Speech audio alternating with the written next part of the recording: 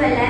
ஆனால் போக போக கரெக்டாக எனக்கு அந்த விசுவாசத்தை தந்தார். ஏன்னா பைபிளில் ஒரு வசனம் இருக்குது, விசுவாசத்தை தொடங்குவாரும் முடிக்கிறவரும் யாருன்னா கர்த்தர் அப்படின்னு.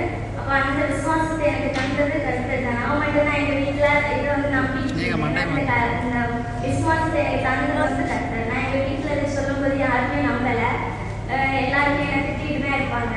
அப்போது எனக்குமே டவுட் ஆச்சு, இது கர்த்தர் தான் கொடுத்தாரா இந்த வாழ்க்கை, இல்லைன்னா இல்லை வேறு ஏதோ ஒரு வழியினால தான் எனக்கு நல்ல வரங்கள் வர்றதுக்கு தடையாக தான் எனக்கு தரிசனத்தில் கிடைச்சா அப்படின்னு எனக்கு ஒரு டவுட் ஆயிடுச்சு. ஆனாலுமே நான் அதை நம்பிக்கிட்டு இருந்தேன். ஒவ்வொரு வாட்டிலையும் ஜெபம் பண்ணும்போதும் வீட்டில் நிறைய அலைன்ஸ் பார்த்துட்டு இருப்பாங்க. ஜெபத்தோடு தான் அதை நான் வந்து கர்த்தர் கரத்தில் ஒப்பு கொடுப்பேன். கர்த்தாவே இது உங்களுக்கு சித்தம்னா இது நடக்கட்டும், இல்லைன்னா இது நீங்கள் மாறி போக பண்ணணும் அப்படின்னு. அப்போது ஒவ்வொரு அலைன்ஸ் நிறைய அலைன்ஸ் பார்ப்பாங்க, எல்லாமே மாறி போகும். அதுவுமே எனக்கு கர்த்தர் வெளிப்படுத்தி கொடுப்பா, இது உனக்கானது இல்லை அப்படின்னு. எனக்கு அதனாலேயுமே இது நிறைய விசுவாசம் வந்துச்சு. அப்போ எனக்கு கர்த்தர் வந்து இவங்க பேர் கொடுத்துருக்காங்க ரூபன், இதுதான் நம்மளுடைய லைஃப் பார்ட்னர் அப்படின்னு. அப்போ நான் நம்பிக்கிட்டு இருந்தேன். 2 வருஷமா வெயிட் பண்ணேன். வீட்லேயும் நிறைய தடைகள்லாம் இருந்துச்சு, ஃபினான்ஷியலாக தடைகள் இருந்துச்சு. ஆனாலுமே நான் இதை நம்பிக்கிட்டு இருந்தேன்.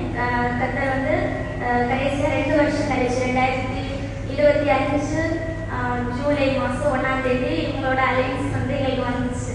நாங்கள் தமிழ் கிறிஸ்டின் மேட்ரிமோனியில் நாங்கள் எங்களோட ப்ரொஃபைல் கொடுத்து வச்சுருந்தோம்.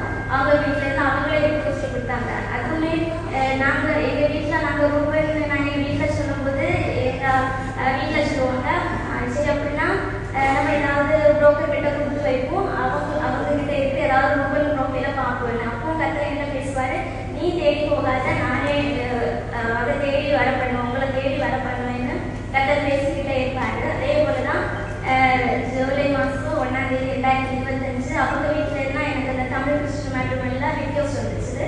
அப்போது அதுவும் இல்லாமல் எனக்கு நேம் மட்டும் கிடைக்கல, அவங்களுடைய ஃபேமிலியை பற்றி எனக்கு தெரிஞ்சுது.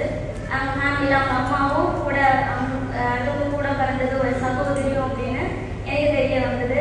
இன்னும் நிறைய காரியங்களை கற்று எனக்கு பேசினாரு. அவங்களோட சர்ச் ஆக்டிவிட்டீஸ் பற்றிலாம் நிறையா தெரிஞ்சுது. அப்போது இந்த அலைன்ஸ் வந்து நாங்கள் அதை ஒவ்வொன்றா நாங்கள் விசாரிச்சு பார்க்கும்போது எல்லாமே மேட்ச் ஆச்சு. அப்போ இதுதான் கர்த்தர் எனக்கு கொடுத்தது அப்படின்னு நான் கன்ஃபார்ம் பண்ணேன். இதில் நான் என்ன சொல்ல வரேன்னா, கர்த்தர் ஒரு வாக்கு நமக்கு கொடுத்தாருன்னா அது உடனே நடக்காது. இதுக்கு நிறைய தடைகள் வரும், தாமதங்கள் வரும். ஏன்னா பைபிளில் ஒரு வசனம் இருக்குது, ஆபகுக்கில், குறித்த காலத்திலே உனக்கு தரிசனம் வைக்கப்பட்டிருக்கிறது, முடிவிலே அது விளக்கும், அது பொய் செல்லாது, அது தாமதித்தாலும் அதற்கு காத்திரிலும் பைபிள் வசனம் சொல்லுது. நம்ம கர்த்தர் நமக்கு ஒரு வாக்கு கொடுத்தாருன்னா அது உடனே வலிக்கும்னு நம்ம நம்பக்கூடாது. நம்ம அதை நம்பி நம்ம காத்திருக்கும்போது தாமதித்தாலும் கர்த்தர் வந்து அந்த வாக்கு நிறைவேற்றுவார். அவர் கொடுத்த வாக்கில் ஒன்று கூட தடையில் விடாது. அவர் அனுப்பின காரியமாய் அவரிடத்துல அது போய் சேரும். அதே போல தான் கர்த்தர் எனக்கு இந்த திருமண காரியத்தில் தந்த வாக்கு எனக்கு நிறைவேற்றாரு. கர்த்தருடைய பரிசுத்த